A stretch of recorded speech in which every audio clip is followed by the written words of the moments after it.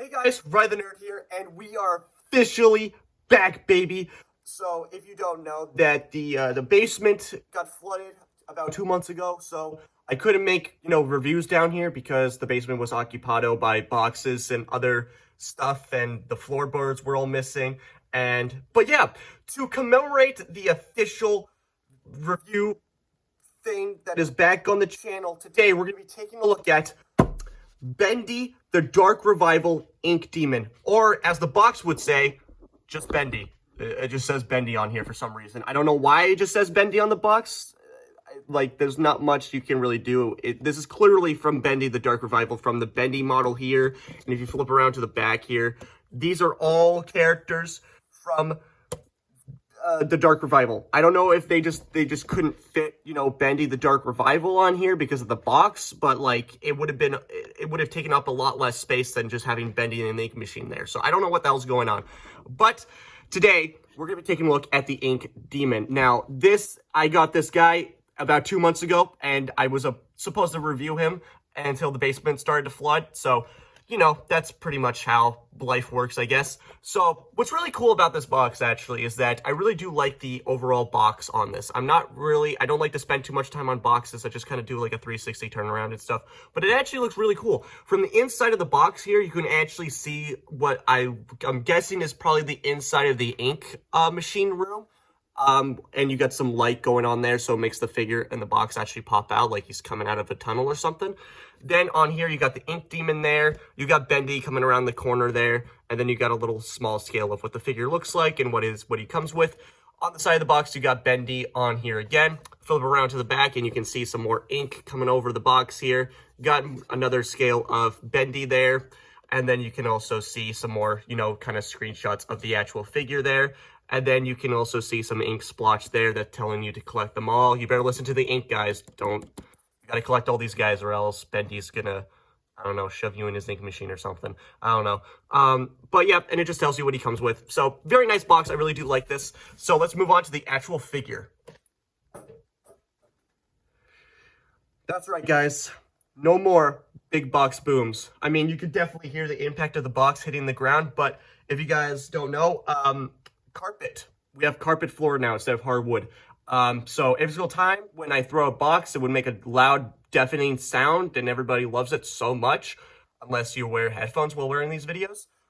But yeah, no more big box booms, guys. You're gonna hear the small, kind of soft impact of the box hitting the ground, but no giant, deafening sound when it comes hitting to the ground. So before we get on to the review, can we just take a moment of silence and just sit here in silence and think about the big box booms?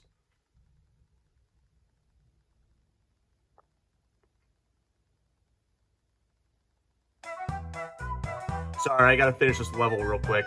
The Angry Birds levels can wait because you guys have been waiting for 2 months for this review to come out, I'm guessing. I don't know, I never posted anything about this, but I'm guessing you guys want to see my reviews coming back, so let's get actually onto the figure itself. So here is Bendy. I know that it's called the Ink Demon, but like, I'm gonna call him Bendy because he's literally Bendy, okay? I'm just gonna say it for simplicity's sake. So, Bendy here, very, very awesome. I love how this figure looks. I'm not really a big fan of how he's looking right now. The kind of lankiness proportions that he's got going on here. But I do really like this design overall. I just wish that it could have been a little bit more kind of stuff going on here. He's a little too simple for my taste, but I'm guessing that's what they were going for. But I much prefer this design over Beast Bendy, in my opinion, because Beast Bendy was kind of a little, I don't know if it's just me, but they were kind of doing a little try-hardy to make him more like big and beefy and terrifying and stuff like that. But I feel like this guy's a lot more terrifying than having, Beast Bendy and stuff like that. To be fair, though, I wouldn't mind a Beast Bendy figure, because that would actually be really cool. I'm just more of a fan of this design, even though that it's just, not what my preferred taste of Bendy in his demon form would look like. But other than that, I really do like the look of this figure. The actual detail on this guy, obviously he's just full on, just glossy black.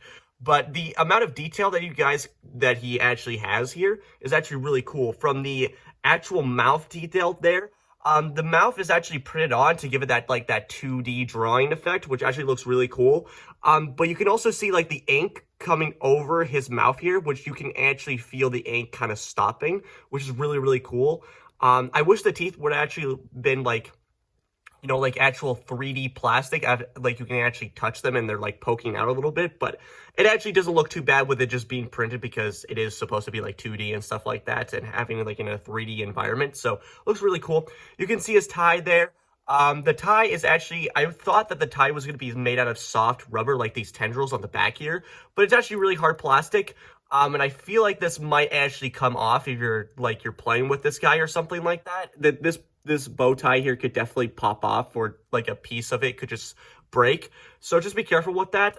It much would have been prefer if these saw like these kind of rubber tendrils on the back, and also they're just rubber, like I mentioned before. So nothing too pokey on the back here.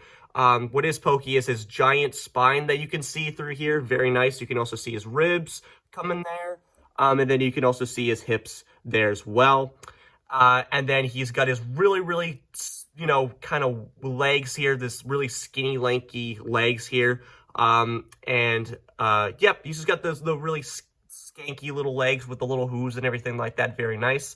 On the side here, you can actually see that that the ink is kind of like peeling away to reveal some, I'm guessing, bone or something like that, to kind of like that forearm kind of bone look.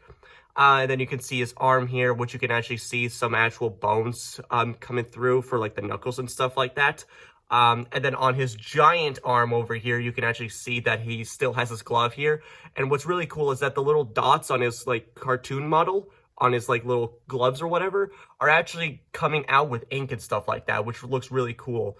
And then his hand is just ginormous. He's got huge claws and everything like that. It is bigger than this hand here, by the way. And what's really cool about this figure is that it's not just a completely like straight looking figure. Not everything is perfectly symmetrical and stuff. Since he is made out of ink, you're gonna have like kind of like what this forearm is doing, kind of having like these wiggly wormy bits kind of pulsating and stuff like that, to give it that he's actually made out of ink, with some either like bone kind of coming behind it, or is that his actual just, he doesn't have any bones and he's like a freaking octopus that just wiggles and moves and pulsates and stuff like that, which is really cool. I really like the attention to detail on this guy. You can't really see much of it because of how, you know, glossy the figure is, but there is some really nice, like, wrinkly ink detail bits going on throughout the figure as well, to give it, you know, that inky texture and everything like that. Before we get on to articulation, let's get on to the actual accessories. I guess the first accessory that we're going to talk about is his stand. Now, most figures would come with a, you know, just a basic black stand and it's just round and everything like that. But this guy does something cool. He comes with a basic black stand in the shape of Bendy's head, which is pretty cool, actually. I really do like that. And he only has one hole on the bottom of his foot there, and it's in the shape of his hoof, so you don't have to worry about it coming off. He still kind of wobbles and everything like that. Like, you kind of have to still position him in however way you want it to, because he does have like this really kind of like actual groove. Instead of just having a peg that sticks straight up, it actually fits around his hoof. So that's really cool. And if you're wondering what this slit here or whatever, he does come with a cardboard cutout of the ink machine there. Pretty thick cardboard. It's just black on the end, but very, very high quality cardboard. So you just slide that into the back there, and then you just plug him in. And yeah, since the figure is so tall, he kind of obscures the ink machine if you're looking at him from dead on. It just kind of, it's like really, really tiny. I don't really like it all that much. I much prefer him just kind of standing on his, you know, his face, basically, which is cool. But like I said before, he literally can't stand without it, so I'm glad that they actually included this. And he can't stand on the stand perfectly fine. He's not going to come off anytime soon. Very, very snug fit for his hoof there. But yeah, like I said, he literally can't stand because of how scrawny his legs are. I'm pretty sure this guy is modeled after me, because every single time when I step out of my bed, my legs just wobble and they feel like they're going to give in and turn to dust. So maybe Jack specific actually, you know, modeled this guy after me. I'm not quite sure, because like the spine there, that's very suspicious. And you know, the ribs and everything, that's also pretty suspicious. And the teeth there, that is definitely suspicious. Those are definitely my teeth, 100%. So I'm actually quite honored if Jack Specific, just spied on me, watching me do my basic daily tasks and everything, try to like model me for this figure. So that's pretty cool. Another accessory that he comes with, which is actually really cool, is that he actually comes with the end, film reel there from the first game.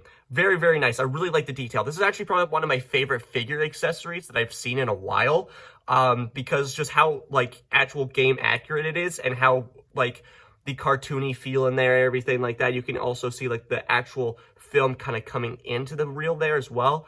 And then you can see, like, the tape putting on the end there. He can actually hold this, by the way. It's not just a static accessory. He can actually hold it.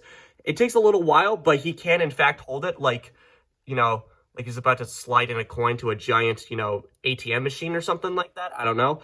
But sometimes it doesn't really like to plug in. That's why I like this hand more, because his figures are a lot more, movable. So you can actually get them into a kind of, oh, come on. I literally got this. There we go. So you kind of have to hold it like this. I actually really like it how he's holding it like this, except when it falls out, then I don't like it. Then I want to throw this thing against the wall, and because of how mad it makes me angry. But yeah, you can actually put this thing inside of his hand, which is actually really cool. So he's actually holding it instead of just standing there like that. So very, very nice. So let's move on to the actual articulation here. And this is the point of the figure that really, really caught my attention. I was already going to buy this guy, no matter how, kind of basic the articulation is. But the fact that Jack Specific actually made this guy have really great articulation is actually really surprising. So for the head here, he's got a ball joint at the head. Very nice. And he's also got a kind of double ball joint at the neck base here. So it's kind of like on a dumbbell joint. So you got ball joint here and a ball joint there. So you can really get some really crazy head articulation there. And you can get some like really crazy demonic poses and stuff like that. So he can look up that far and he can look up down that far. Really, really nice. And, it's on a ball joint. So you can literally go all crazy and nuts with it and stuff like that. For the arms here, you can rotate them 360. They move in and out. It's a soft ratchet joint, so just moves in and out. Bicep swivel here, and you can also bend at the elbow here. I wish it was a double bend, but that's okay. And for the wrist here, the wrist is on a swivel, and it's also on a hinge joint as well, so you can get some really cool poses out of that.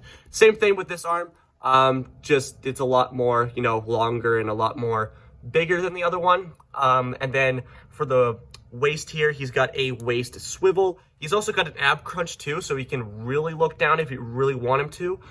That just looks amazing. I love that. For the legs here, they can move. They can't really spread all that much. That's how far his legs can really spread, unfortunately. But he can kick that far. If you kind of break his legs there, you can get him to kick a little farther. But like, just other than that, that's how far he can kick. And that's how far he can move back. And then he's got a bend at the knee here. There's no bend here, no hinge joint there. When you saw me trying to do this, I thought there was a hinge joint there, but no, there's no hinge joint there at the kind of weird angle here. But for the hoof there, it's got a swivel at the ankle here, and it also has a.